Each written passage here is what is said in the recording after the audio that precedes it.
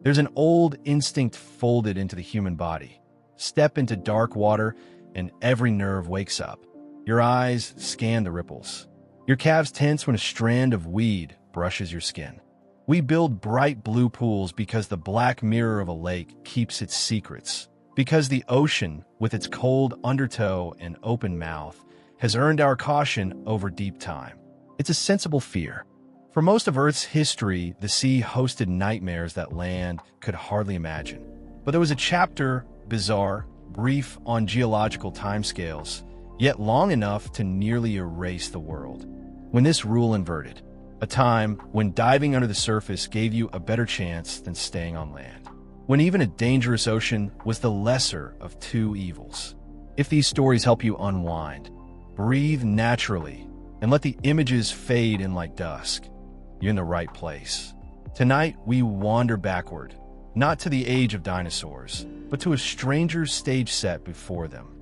When deserts bloomed like furnaces and predators learned new ways to end a heartbeat. Imagine waking tomorrow to a sky that feels too close. The moon hangs lower.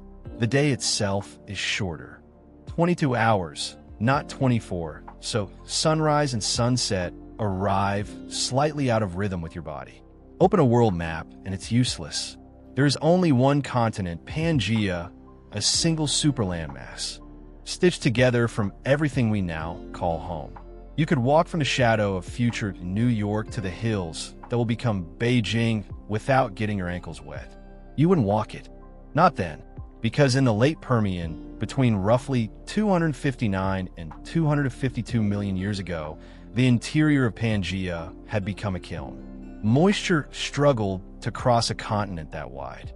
The average day, not heat wave, sat around 35 degrees Celsius, 95 degrees Fahrenheit, and the ground cracked like old pottery. Rains didn't arrive late. They forgot whole regions for lifetimes. Mountain chains cast rain shadows that lasted. Not seasons, but millions of years. If modern Death Valley is a test, the Permian heartland was the exam nobody passes. Yet life did not surrender. It adapted with a stubborn creativity that feels almost impolite. On land, evolution hardened flesh into armor and stretched teeth into sabers. In water, communities thinned but clung on. Fewer species, slower rhythms, still breathing. And in that contrast sits our quiet paradox. The ocean wasn't safe because it was kind. It was safer because land had become impossible. So, if the thought of ancient winds sifting over redstone helps you drift, let the scene settle.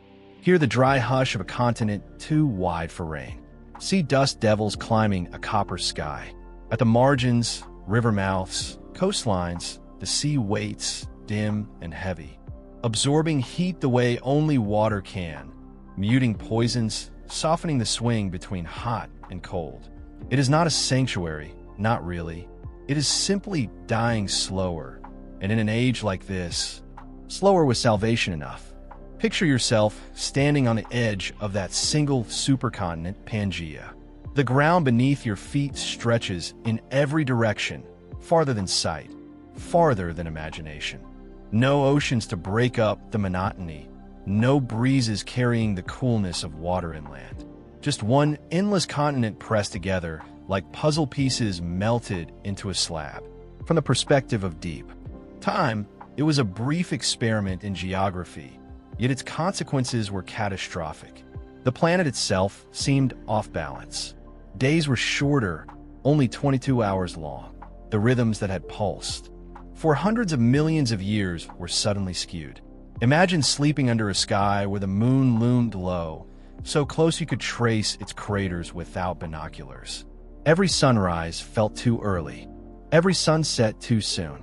Time itself seemed condensed, like the Earth was rushing through its days. And the climate, brutal, doesn't quite capture it. The inner regions of Pangea were deserts on a scale we can barely fathom. Forget the Sahara. Multiply its expanse and harshness by 10, then heat it further. The normal temperature was 95 degrees Fahrenheit, all year, every year. Not summer heat, not heat wave, just life's baseline. You can almost hear the soil crack open, smell the dust scorch before it even rises. The mountains running east to west across the center of the continent acted like walls, blocking what little moisture tried to wander inward. These rain shadows lasted not years, but eons. There are places in today's world where drought stretches across decades. But in late Permian Pangea, some valleys likely hadn't seen real rain in millions of years.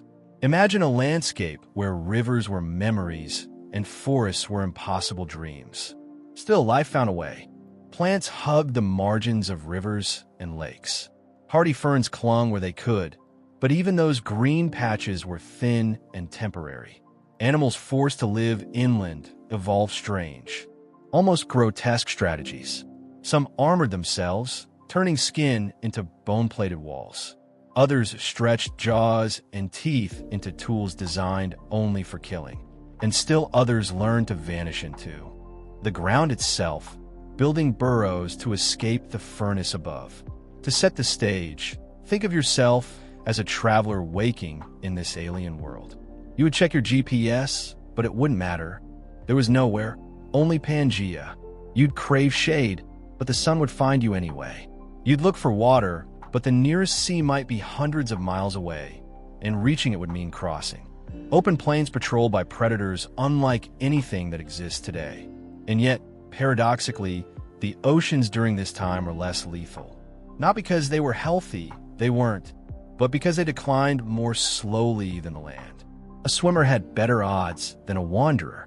In this upside-down age, water became the reluctant refuge. That's where we turn next, into seas that were fading but not yet lost. Step into the heart of Pangea, and you step into an oven.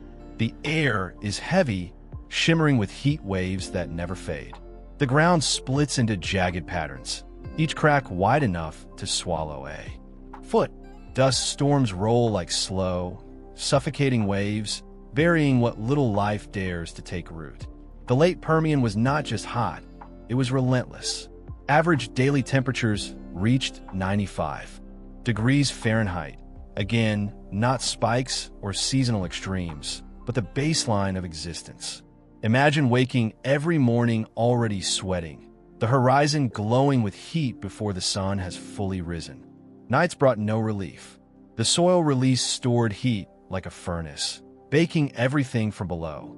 Modern deserts, such as Death Valley or the Sahara, seem brutal, but compared to the Permian interior, they would have felt almost merciful. At least in today's deserts, you can find oases, pockets of water and shade that break the monotony. On Permian Pangea, whole regions went dry for thousands of years at a stretch. Imagine generations of animals evolving without ever seeing rainfall, survival dependent on the rare underground spring or the blood of prey. The mountains stretching across the continent acted as barriers, stopping what little ocean moisture tried to drift inward. These rain shadows were so complete that landscapes remained barren for spans of time longer than human history itself. An Earth traveler would not find rolling dunes like the Sahara, but flat, cracked basins, salt pans, and stretches of baked clay that rang hollow underfoot. Life responded in extraordinary ways. Plants evolved hardened stems, waxy surfaces, and shallow but wide root systems that grabbed any hint of moisture. Some animals developed armor thick enough to trap what little water remained in their bodies, sacrificing agility for the chance to endure heat. Others became nocturnal long before mammals made the strategy famous, choosing to move only in the relative cool of night. Predators had to be ruthless. They didn't just kill for food, they killed for water. The fluids inside prey bodies often served as the only drink available for weeks. Imagine being pursued not by hunger, but by thirst sharpened into desperation. Every living thing became both a hunter and a source of hydration. And then came the drought and flood cycles that mock survival. When rare storms did arrive, they weren't gentle. They were violent cloudbursts, sudden and destructive. Rivers that hadn't flowed in centuries would fill in hours, sweeping away animals and plants alike. Fossil beds from this time reveal tangled piles of skeletons, evidence of entire herds drowned together, washed into gullies, then buried in a slurry of mud and bone. The strange irony was this: even in such desolation, life flourished in its own monstrous way. Evolution sharpened teeth, thickened armor, and gave predators new tools of cruelty. The land was becoming an arms race of survival, where each adaptation seemed designed not for balance, but for escalation. And in this chaos, the oceans, though wounded, offered a slower decline, a grim sanctuary. That's where we go next. Beneath the waves, into seas where ancient monsters had once ruled, but now clung to life in strange, diminished forms.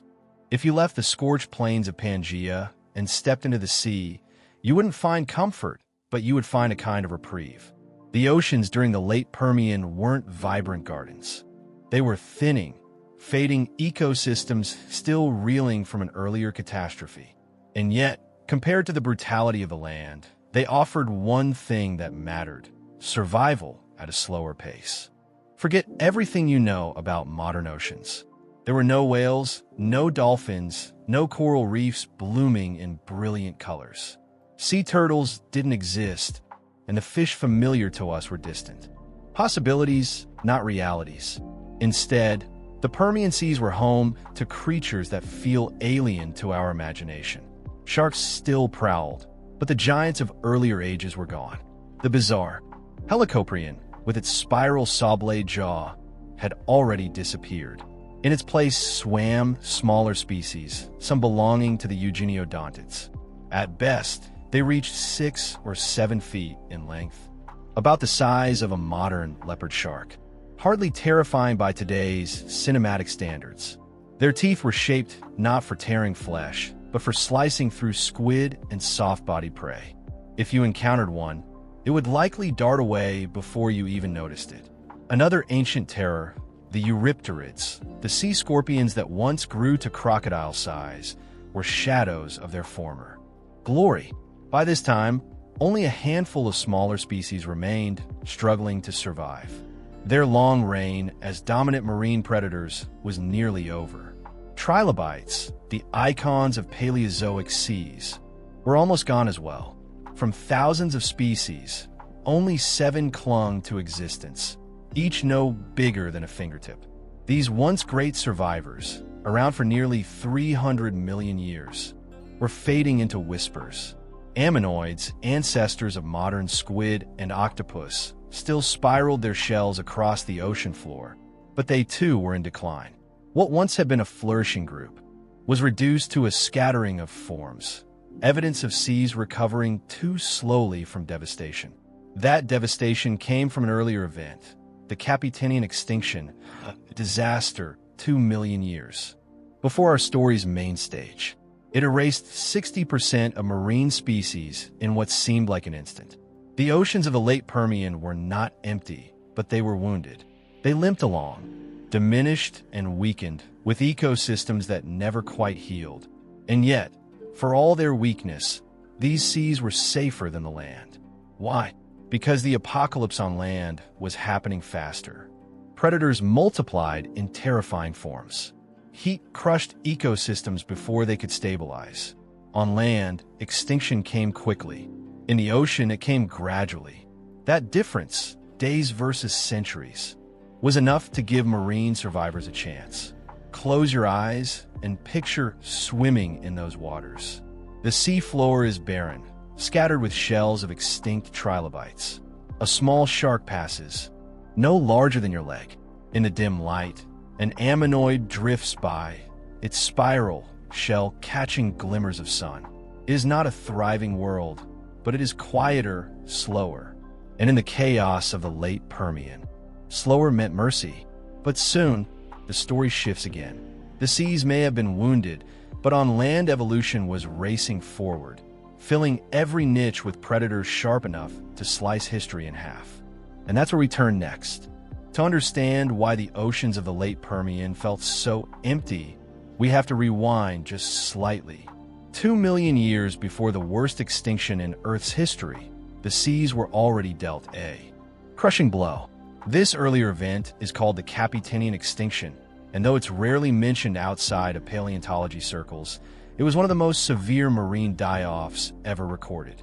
In that catastrophe, about 60% of marine species vanished. Entire lineages that had ruled the oceans for hundreds of millions of years collapsed almost overnight. Coral-like reefs dissolved. Brachiopods, creatures that once carpeted the seafloor, disappeared by the thousands of species.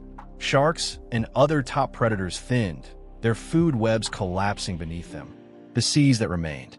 Into the late Permian were survivors' seas, sparse and unstable. Imagine snorkeling in shallow waters then. Instead of reefs buzzing with life, you'd find stretches of bare rock and mud. A few ammonoids drifting, a few trilobites clinging to existence, smaller sharks darting in the shadows, but nothing close to the complexity of earlier ages. It was an ocean stripped to its framework, like the skeleton of a house after a fire. The Capetanian Extinction also set the stage for something strange. While the seas staggered, life on land took the opposite path. Instead of thinning out, it exploded in diversity, but not in comforting ways. Where marine predators faded, land predators multiplied. Every ecological gap left behind by vanished herbivores and giants was filled, often by something sharper, faster, more vicious. This split is what makes the late Permian so unique. Never before, and never since, has the balance between land and sea been so lopsided. Usually, when oceans struggle, land struggles too. Here, the reverse happened. Seas emptied while the continents became overcrowded with predators. Evolution had tipped toward cruelty on a global scale. For the animals themselves, the timing was everything. A trilobite drifting near the bottom of the sea still had years, maybe even thousands of years, to live and reproduce before extinction arrived. A Permian herbivore grazing on land might not survive the afternoon, cut down by a saber-toothed predator. From the perspective of survival, water became the less terrible option. Think about what that means. For hundreds of millions of years, life had treated the ocean as the more dangerous domain, home to monsters with claws, tentacles, and endless teeth. But in this one slim chapter of Earth's story, that perception inverted. The sea didn't become safe. Land simply became impossible. The stage was now set for the rise of the gorgon-faced predators, the killers that would come to define this age. They were neither reptiles nor mammals, but something in between, carrying traits of both and shadows of the future yet to come. And when they appeared, they remade the rules of survival. That is where we turn next. Onto the baking plains of Pangaea, where the land boiled with predators more terrifying than any ocean ever held. Step back onto the cracked surface of Pangaea and imagine what it meant to be alive there. The seas, though wounded, still carried echoes of stability. But on land, life was accelerating into nightmare form. With the great plant eaters of the earlier Permian gone, ecological space had opened like a wound, and evolution wasted no time filling it with teeth. The result was an explosion of predators. This wasn't balance.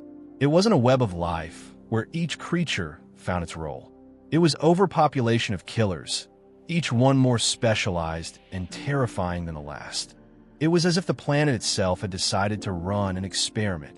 What happens if we flood the land with apex predators all at once? Enter the Gorgonopsids, the name literally meaning gorgon-faced, inspired by monsters of Greek myth whose gaze could turn a person to stone. The paleontologists who first uncovered their fossils didn't exaggerate. With their elongated skulls, dagger-like fangs, and wolfish frames, they looked like nightmares preserved in bone. They weren't reptiles, but they weren't mammals either. Instead, they belonged to a transitional group called therapsids, strange ancestors that would eventually give rise to mammals millions of years later. But don't let that connection soften them. These weren't gentle prototypes of the creatures we know today. They were efficient, lethal, and cunning. Their weapon of choice? Saber-toothed, Most people think of saber-toothed predators and imagine Smilodon, the saber-toothed cat of the Ice Age. But Smilodon came much later, copying a design the Gorgonopsids had already perfected 250 million years earlier. These weren't just oversized fangs. They were curved, serrated blades engineered to pierce through hide, slice veins, and collapse lungs in a single strike. Every detail of their skulls suggested one purpose: deliver death as quickly as possible. Picture the scene: a barren stretch of sun-cracked soil, heat shimmering off the ground. In the distance, a small herd of plant-eaters huddles near the last patch of shade. Suddenly, from behind a ridge, a shadow moves. A Gorgonopsid, low and silent, muscles coiled. At the right moment, it lunges jaws wide. 6-inch canines flash in the sun, aimed perfectly for the throat. Within seconds, one animal collapses. The predator doesn't need to chase the rest. It has claimed its kill with surgical precision. And these weren't solitary flukes of evolution. They spread widely, dominating ecosystems across what would become Russia, South Africa, and China. Wherever you traveled on Pangaea, the odds were high you'd encounter some version of these saber-toothed hunters. The oceans may have lost their monsters, but the land had gained new ones, armed not with size, but with speed, strategy, and specialized weapons. It was a world that rewarded cruelty, and the Gorgonopsids were its kings. Yet, astonishingly, they weren't the only ones. In some regions, entire families of Gorgonopsids evolved side by side, each competing for dominance, crowding the same plains with fangs and hunger. And one among them would rise above the rest, larger, deadlier, a predator whose fossils tell of near-global rule. That beast was called Inostrancevia, and it deserves its own story. Among the many Gorgon-faced hunters, one rose like a shadow over the rest: Inostrancevia. The name honors a Russian geologist, Alexander Inostrancevia, but the creature itself was beyond anything human. Language could soften. Think of a bear's hulking body fused with the head of a wolf and armed with teeth designed by a sadistic engineer. An adult Inostrancevia could reach over 11 feet in length and weigh more than 1,000 pounds. Its skull alone stretched 2 feet long, dominated by saber canines that extended nearly 6 inches below the jaw. These weren't decorative tusks. They curved backward, serrated like steak knives, and were perfectly angled to sink into hide, sever arteries, and puncture lungs.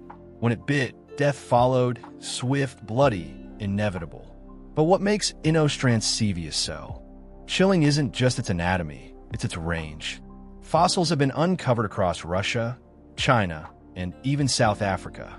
Unlike most predators that remain confined to a region, Inostrancevia achieved what few species ever manage: continental domination. Whether in icy Siberian wastes or the scorching deserts of southern Pangaea, this monster was there, stalking. It was as if the planet's surface itself belonged to it. Now imagine its hunting strategies. Paleontologists debate exactly how it killed, but both leading theories are terrifying. One suggests it attacked like saber-toothed cats of later ages, lunging for the throat, crushing windpipes, and slicing blood vessels in one clean strike. The other theory is even worse: a bite-and-release method. In this scenario, Inostrancevia would slash its prey, then step back, letting shock and blood loss do the work. The wounded animal would stumble across the plains, weaker with each step, while the predator followed at a steady pace. Patient, merciless. Survival might last hours, maybe days, but the ending was certain. This predator did not need a pack. Unlike lions, Inostrancevia hunted alone. It didn't roar for allies or share. Its meals, its power was enough. Picture it in your mind. Heat haze shimmering, a herd of herbivores clustered around the last muddy waterhole. Then silence breaks. Dust rises. A lone shape emerges. Head low, saber fangs gleaming in the sun. Panic erupts, but it doesn't matter. Inostrancevia only needs one, and there was no escaping it. Fossil evidence shows that whether prey migrated north or south across climates or continents, they ran straight into its shadow again. It was a hunter written into the very fabric of the earth, a nightmare without borders. Inostrancevia reign makes one thing clear. During the late Permian, land was not just dangerous, it was an endless hunting ground. And while this predator dominated globally, it wasn't even the worst news. In South Africa, entire families of gorgon-faced killers evolved independently, each rivaling Inostrancevia in size and ferocity. Imagine not one nightmare, but 9 competing in the same landscape. That was the world of the Rubigini, and they pushed the terror of the late Permian to its absolute limit. If Inostrancevia was the nightmare that stalked continents, then South Africa during the late Permian was a nightmare factory. Here, an entire subfamily of gorgonopsids evolved independently. The Rubigini. Their fossils paint a picture that seems almost unfair. One region producing predator after predator, each large, each deadly, all competing on the same ground. One standout was Rubigia atrox, its very name meaning terrible rubage. This animal stretched nearly 10 feet long, its skull making up 15% of its total body length. Imagine a head the size of a battering ram, reinforced with thick bone around the jaws. That reinforcement wasn't decoration. It anchored enormous muscles that drove its saber teeth with extraordinary force. These weren't just knives, they were serrated blades powered by the kind of jaw strength that could shear through bone. Unlike mammals, which only replaced their teeth once or twice, Rubigini had continuous tooth replacement. Every time a fang broke or dulled, a new one pushed forward. They were predators that never dulled, never lost their edge. Think about what that means. No matter how many times they clamped down on armored prey, no matter how many bones they cracked, they always came back sharp. And here's the most disturbing part. They didn't hunt alone. Fossil evidence suggests multiple species of Rubigini lived side by side, filling the same ecological role. Imagine the Serengeti today, but instead of lions being the top cats, there were 9 different lion-sized species, all competing at once. Now, add Inostrancevia migrating south, entering the same territory already saturated with killers. That wasn't just predator density, it was overkill on a planetary scale. What would that have looked like in daily life? Picture a waterhole in the baking heat. A herd of bulky herbivores approaches, cautious, thirsty. From the brush, not one predator, but several emerge. Different shapes, different skulls, all with gleaming saber teeth. A Rubigia crouches low, ready to lunge. Behind it, another species of gorgonopsid circles wide, aiming to cut off escape. And if any prey broke through, Inostrancevia itself might be waiting at the edge of the clearing. Survival wasn't about avoiding a single ambush. It was about threading a path through an entire gauntlet of predators. It's a wonder anything survived at all. And yet, herbivores did. They adapted in ways just as extreme as the predators who stalked them. Evolution answered saber teeth and bone-crushing jaws with armor, horns, and even strategies that involved vanishing underground. Because if the late Permian was a predator's paradise, it was also a proving ground for prey. And the plant eaters of this age didn't simply roll over and die. They transformed into living fortresses. The most famous among them was Scutosaurus, the shield lizard, a creature that turned its entire body into a tank. That's where our story goes next, into the desperate innovations of herbivores trying to survive in a land designed to kill them. For every predator that sharpened its fangs, the Permian produced a herbivore that thickened its hide. Evolution had become an arms race, and prey animals refused to be easy meals. The most iconic of these armored giants was Scutosaurus, whose name means shield lizard. The word lizard barely applies. To call this animal a lizard is like calling a tank a shopping cart. Scutosaurus tipped the scales. At more than a ton, about the weight of a compact car.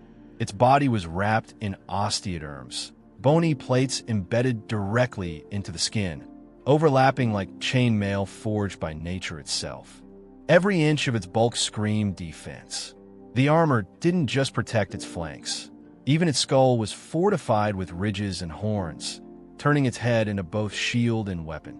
Imagine a predator, like Inostrancevia, lunging forward, 6-inch sabers flashing. Instead of slicing through flesh, the fangs strike bone-hard armor. The predator recoils, teeth scraping sparks against the fortress hide. And if the attacker pressed closer, Scutosaurus had its own response. It could lower its head and charge like a battering ram, driving spikes into anything foolish enough to stand in its path. This was not a prey animal that fled. It stood its ground, and often it won. That's why Scutosaurus fossils appear frequently in late Permian rocks. This species wasn't a fragile rarity. It was successful, thriving, its strategy working against even the most terrifying predators of its age. But armor wasn't the only answer. Not every herbivore could afford the weight of a fortress. Some evolved stranger, more creative defenses. Enter Lystrosaurus, a small, pig-sized therapsid with a face only evolution could love. Flat snout, tusks sticking awkwardly forward, squat body. Hardly impressive at first glance. But what it lacked in size, it made up for in survival strategy. Lystrosaurus was a digger.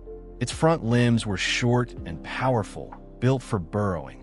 When danger came, it didn't fight, it vanished underground. Fossilized burrows show entire tunnel systems carved by these creatures, complete with multiple chambers, escape routes, even areas that may have been nurseries. While the surface world boiled with predators, whole communities of Lystrosaurus lived below, inventing one of the earliest subway systems in Earth's history. Picture it, a scorching day on the plains. Above ground, predators stalk, and armored Scutosaurus herds gather in uneasy silence. Then in the dirt beneath their feet, dozens of Lystrosaurus families carry on, with life, raising young, storing food, waiting out the danger. To predators above, the surface was rich hunting ground. To the diggers below, the earth itself was a shield. Between tanks like Scutosaurus and engineers like Lystrosaurus, herbivores proved they could innovate as ruthlessly as their hunters. The land was not just a killing field. It was a battlefield where every adaptation meant another roll of the dice in evolution's endless game. But predators were far from finished. Beyond the saber-toothed gorgonopsids, another group of killers was waiting in the wings. They were smaller, more versatile, and some carried weapons no one expected: venom. The gorgon-faced predators ruled as apex hunters, but they weren't the only threats prowling late Permian Pangea. Lurking in the shadows was an entirely different lineage of killers, the Therocephalians, whose name translates to beast heads. If the gorgonopsids were heavy sabers and brute force, these were Swiss Army knives of predation, evolving every possible hunting strategy to carve out survival. Some were small and nimble, darting between the legs of giants to snatch reptiles, insects, or hatchlings. Others were mid-sized pack hunters, coordinating attacks in a way eerily reminiscent of wolves or hyenas. But a few developed weapons that feel almost impossible for their time, innovations that wouldn't reappear in evolution for tens of millions of years. One of the strangest was saber-toothed, a dog-sized predator from South Africa. At first glance, it seemed unremarkable: short snout, sharp teeth, nothing too alarming compared to its saber-toothed cousins. But the skull tells another story. Fossils reveal a deep groove running from the base of its jawline down to its teeth, connected to a hollow behind the eye socket. Paleontologists believe this cavity housed a venom gland. When saber-toothed bit, venom likely flowed along the grooves into the wound, making it one of the first venomous land predators in history. To put that into perspective, snakes wouldn't evolve venom until nearly 150 million years later.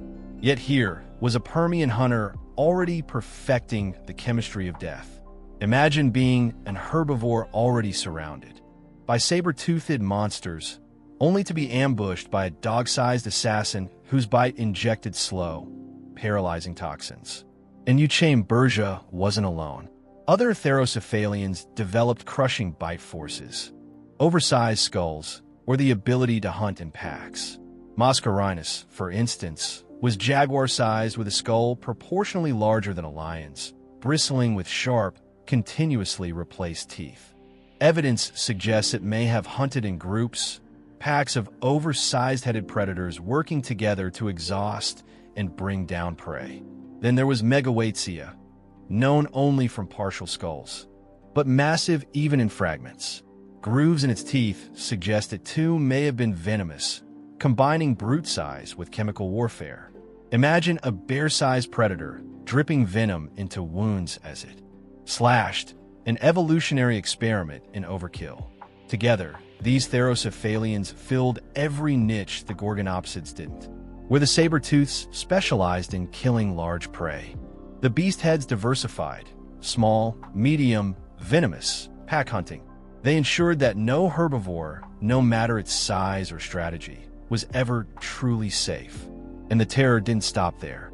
Another group, distant ancestors of crocodiles, was already testing body designs that would become nightmares of their own, hunters that abandoned rivers to chase prey on land. Because in the late Permian, even the rivers weren't safe. When most people think of crocodiles, they imagine lazy giants basking on muddy riverbanks, waiting for prey to come close. But in the late Permian, their ancestors had already begun experimenting with a much more terrifying lifestyle. These were the proterosuchids, early relatives of the archosaurs, the group that would one day give us crocodiles, pterosaurs, dinosaurs, and ultimately birds. On first glance, a proterosuchid might look familiar. Long snout, sharp teeth, heavy body. But look closer and the differences become disturbing. Unlike modern crocodiles, these predators weren't chained to rivers. Many were fully terrestrial, with legs positioned more directly under their bodies. That posture meant they could run longer, faster, and farther than any modern croc could dream of. They grew up to 10 feet long, with mouths filled not with conical gripping teeth, but with compressed, blade-like fangs. These weren't for holding struggling prey in the water. They were for slicing flesh open on land. Instead of the infamous crocodile death roll, these hunters had no need for wrestling maneuvers. They chased, they bit, and they let blood loss finish the job. Imagine running across cracked Permian plains, the heat already crushing your lungs, while a crocodile-shaped predator thundered after you. Not slow, not ambushing, but sprinting. And if the land felt unbearable, the rivers and lakes weren't better. Waiting in the few remaining freshwater systems were the rhinicids, massive amphibians that looked like oversized salamanders but behaved like something from a horror film. The largest, Inostrancevia, stretched nearly 13 feet long, its head alone making up a third of its body length. Picture this: a herd of thirsty herbivores approaches a muddy waterhole, heat haze rippling off the surrounding ground. Everything is silent except the crackle of wind. Then an explosion. Inostrancevia surges upward from the murk, jaws snapping shut with hundreds of needle teeth arranged in rows like a living bear trap. Its eyes, set high on a flat skull, have been watching all along, just below the water's surface. Once it clamped down, escape was impossible. Teeth curved backward, ensuring that any struggle only dragged prey deeper. Drowning was the inevitable end. In this world, water was no relief. Rivers were death traps. Lakes were ambush sites. Every place that promised life-giving water was also a predator's banquet hall. And yet, paradoxically, the vast oceans beyond these rivers still offered a slower, safer decline. So here is the cruel irony. On land, predators multiplied. In rivers, amphibians waited like living jaws.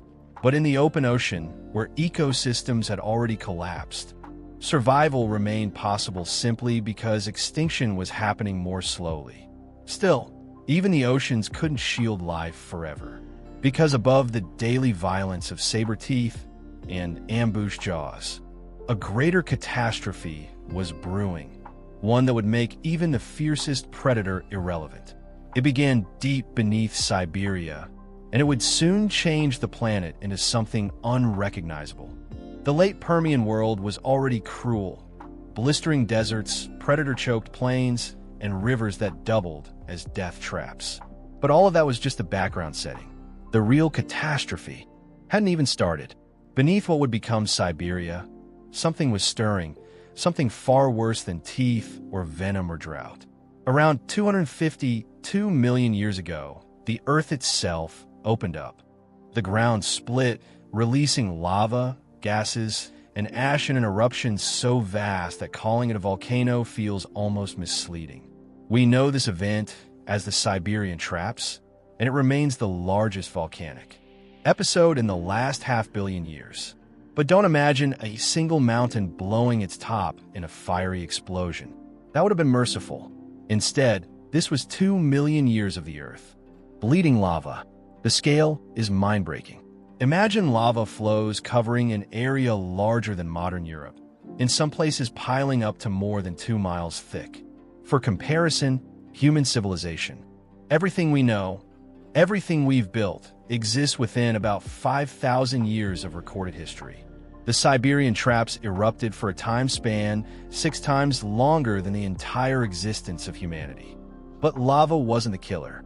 The true horror came when molten rock ignited massive underground coal beds. The result was an atmospheric bomb. Trillions of tons of carbon dioxide were suddenly launched into the sky. To put that in perspective, since the Industrial Revolution, humans have released about 1.5 trillion tons of carbon. The Siberian Traps doubled that in geologic seconds. The atmosphere turned black. Not cloudy, not stormy. Black. Photosynthesis collapsed. Plants died, standing upright, unable to fuel themselves. Herbivores starved. Predators starved after them. It was a food chain unzipped from the bottom up. But the nightmare didn't stop with carbon. The eruptions also blasted out an estimated 18 trillion tons of hydrochloric acid, which returned as acid. Then, imagine storms where droplets burned skin, dissolved leaves, and sterilized soils. Lakes became cauldrons of poison. Rivers ran as streams of acid. And then came sulfur dioxide. It cooled the planet in violent fits, creating volcanic winters where temperatures plummeted by double digits within weeks. Creatures adapted to sweltering heat suddenly faced freezing cold.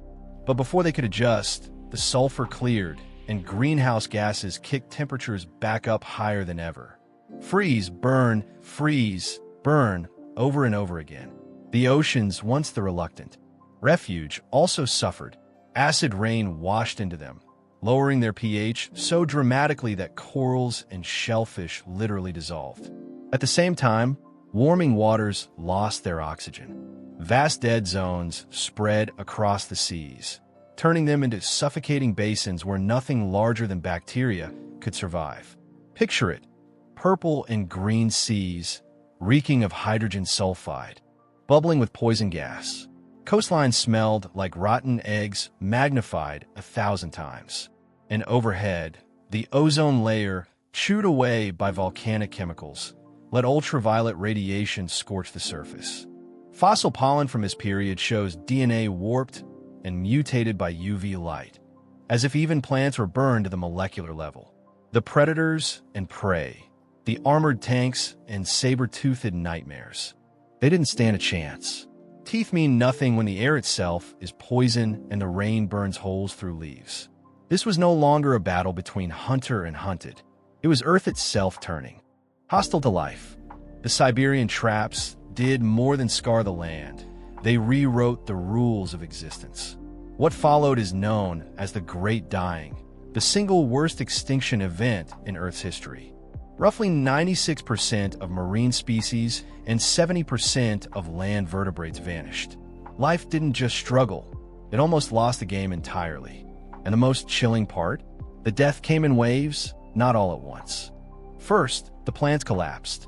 Acid rain burned forests, UV radiation shredded DNA, and photosynthesis stalled under black skies. Imagine whole landscapes of bleached trees standing like skeletal. fingers stripped of bark, leaves, and sound. With the plants gone, herbivores faced famine. Starvation spread quickly across the plains, and predators, still abundant and powerful, suddenly found their prey base evaporating. The fossil record tells this story with heartbreaking clarity. In some sites, herds of herbivores lie piled together, as if they died huddled around the last vanishing waterhole. Elsewhere, predator and prey are found side by side, natural enemies united in death. Burrows hold entire family groups of Lystrosaurus, their tunnels flooded or suffocated by toxic air. Even the mighty gorgonopsids, the saber-toothed tyrants of their age, could not endure. The oceans fared no better. With carbon dioxide saturating the atmosphere, seawater absorbed vast amounts of it, turning acidic. Coral reefs and shellfish dissolved. Microscopic plankton, the very foundation of marine food chains, vanished. Without them, everything else began to topple. Dead zones spread until whole seas became stagnant, oxygen-starved basins where only sulfur-loving bacteria thrived. For a brief, haunting moment, the oceans turned purple and green. Choked with toxins, life did not disappear in silence. It fought to the end. Fossil bones from this time show stunted growth and malformed skeletons, signs of creatures struggling against impossible odds. Some nearly made it, clinging on through the first pulses of extinction, only to be wiped out by the next. Survival became a lottery where even winning meant little. And yet somehow, a few species did win. Tiny, unremarkable creatures, generalists that could eat almost anything, dig into the ground, or live in the shadows, persisted while the monsters perished. The Lystrosaurus, that pig-faced burrower, would not only survive but thrive in the aftermath, eventually making up 90% of all vertebrate fossils found just after the extinction. Imagine walking through a wasteland where 9 out of 10 animals belong to the same squat, tusk survivor. This is the cruel irony of the great dying. The titans, the armored tanks, the venomous predators, all the specialized marvels of evolution, were too finely tuned to endure. It was the small, the adaptable, the boring that inherited the earth. And while this collapse was devastating, it was only the beginning. Because after the death, the world didn't just recover, it rebuilt itself into something entirely new. The survivors would set the stage for dinosaurs, for mammals, and ultimately, for us. After the first catastrophic waves of extinction, Earth entered a state almost beyond recognition. Imagine walking across the surface of Pangaea during these years. Forests? Gone. Grass didn't even exist yet. What remained were stumps, white, sun-bleached, stripped of bark, stretching like grave markers across the horizon. Where rivers once flowed, you'd find channels of mud choked with bones. Where lakes shimmered, only poison remained. The land itself seemed dead, but something was thriving. Fungi. Paleontologists call this moment the fungal spike. In rock layers from the extinction, fossilized spores of fungi make up nearly all preserved plant matter. While trees and ferns collapsed, fungi feasted on endless corpses, recycling the biomass of a ruined world. For a time, the planet belonged to decay. Even animals that survived the first blows shrank into stunted forms. Scientists call this the Lilliput effect, when environmental stress prevents organisms from reaching normal size. Amphibians that once grew massive became little more than salamander-sized. Herbivores like Lystrosaurus were smaller than their ancestors, their growth cut short by poor diets and unstable climates. The giants had fallen, and the survivors were runts, scurrying through wastelands where titans once roamed. Ecosystems collapsed into their simplest forms: plant, herbivore, carnivore, gone were the complex food webs with multiple layers of predators and scavengers. Life had been reduced to the bare minimum, like a house stripped of its furniture, walls, and windows, leaving only the frame. And the climate refused to stabilize. Day to night, temperatures could swing by 40 degrees Celsius. Rainfall came not in gentle patterns, but in superstorms, weeks of relentless flooding followed by years, even decades, of drought. Every time a fragile ecosystem tried to recover, another climatic whipcrack knocked it back down. Still, some creatures managed to carry on. Tiny, unremarkable cynodonts, the ancestors of mammals, scratched out an existence by eating insects, carrion, or whatever they could find. Fossil evidence shows adults caring for their young, a strategy almost unheard of in earlier times. This parental care, small as it seemed, was an innovation that would echo through millions of years, all the way to modern mammals. Meanwhile, the oceans festered. Instead of recovering, they remained stratified, oxygenated water at the surface, toxic layers below. Anything swimming too deep would die instantly in a soup of hydrogen sulfide. Fossil reefs didn't return for millions of years. For what must have felt like eternity, the seas were quiet, shallow, and nearly empty, a planet-wide tide pool. This wasn't a pause, it was a reset. Life wasn't waiting for things to improve. It was reinventing itself, building from scraps, experimenting in strange new directions. Some of those experiments would be temporary dead ends. Others would shape the next great chapter of Earth's story. Because when recovery finally came, it didn't just restore what was lost. It created something astonishing, the Triassic explosion. When dinosaurs first appeared, pterosaurs took to the skies, and the earliest true mammals stirred in the shadows. But before that renewal, Earth had to endure millions of years of silence. A haunted pause between one world and the next. The great dying didn't end in a single moment. It dragged on, wave after wave, until the world itself seemed hollow. But eventually, the eruptions slowed. The skies cleared just enough for sunlight to return. Slowly, painfully, life began to rebuild. What emerged, however, was nothing like what had come before. For nearly 10 million years, Earth existed in a kind of ecological depression. Even when biodiversity began to creep back, ecosystems remained unstable.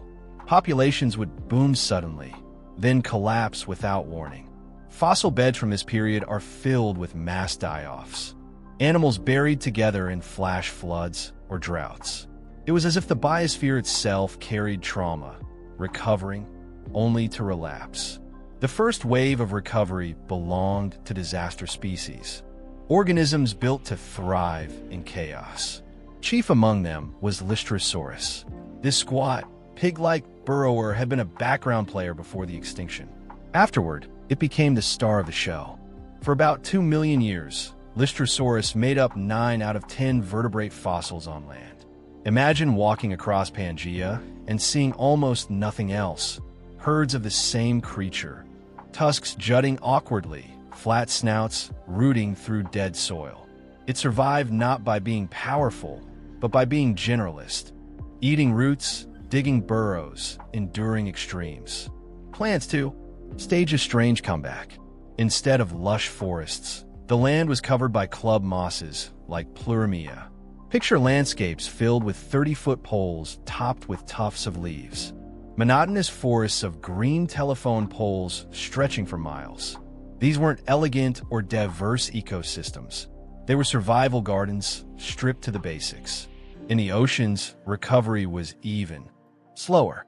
For millions of years, marine life was trapped near the surface while deeper waters remained toxic. Only simple organisms like conodonts and small bivalves flourished. Larger predators wouldn't return until much later, when ichthyosaurs and other marine reptiles evolved to reclaim the seas. And yet, amidst the monotony, innovation stirred. Tiny cynodonts, early relatives of mammals, began to evolve traits that would define our lineage. True warm-bloodedness, insulating fur, and complex social behaviors. Fossils show evidence of adults caring for young, a fragile thread of empathy, woven into the harshness of survival. These small details, invisible in their time, would one day shape the rise of mammals and, much later, humans. The recovery also unleashed some of the strangest evolutionary experiments in history. With ecosystems empty, almost anything could find a niche. Some reptiles evolved absurdly long necks, others sprouted wings on their hind legs. Many of these bizarre designs failed, but the few that endured paved the way for the future giants of the Triassic. This was not a restoration, it was a reinvention. Evolution wasn't rebuilding the old world. That world was gone forever. Instead, it was sketching something new, something stranger, laying the foundation for the age of dinosaurs. The Great Dying had nearly erased life, but in doing so, it also cleared the board. Now, the stage was set for a different kind of world to take shape. The Permian extinction, the Great Dying, remains the closest life has ever come to complete erasure. When it ended, the world was not restored but remade.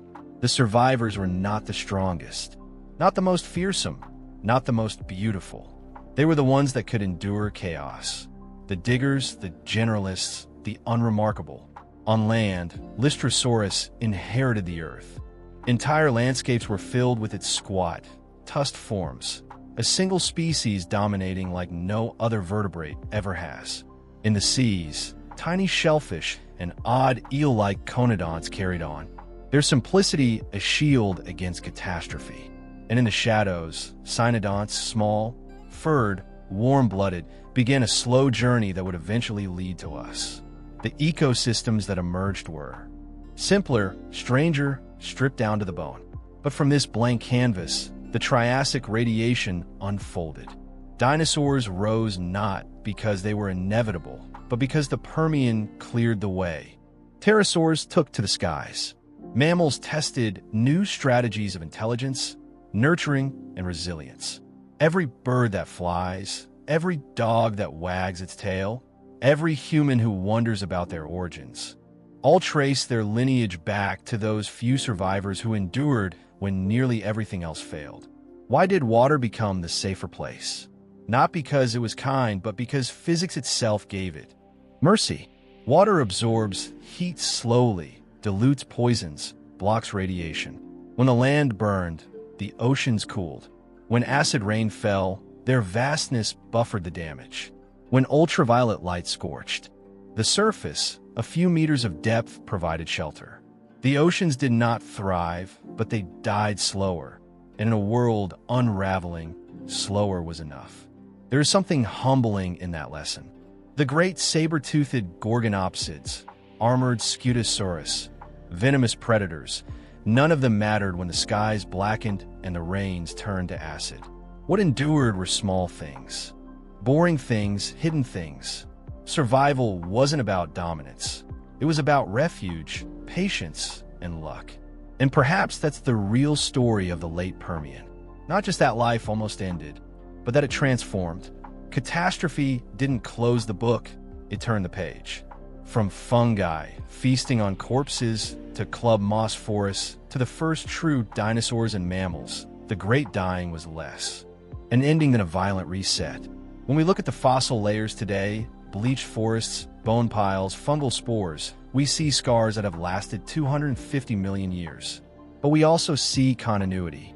We see that even the worst extinction in Earth's history was temporary. Life paused. It faltered, but did not quit. So, the next time you watch waves roll across the shore, remember this. You're looking at the same element that saved life before. Not by being kind, not by being safe, but by being steady when the world was breaking. The Permian reminds us that endings are never absolute. Each collapse is also a beginning, hidden in disguise. Life's story isn't about avoiding catastrophe. It's about enduring it long enough to shape what comes after.